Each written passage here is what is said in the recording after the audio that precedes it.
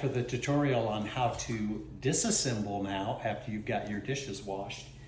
Very simple. Come right over, turn your water off. You can test it. You want to drain out the water like so, and then just press down on the two sides. There'll be some water in the tube, so just hold that button and let any excess water out of the tube. Then you can unplug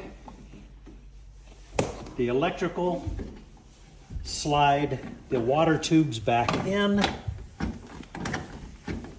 and the electrical back in.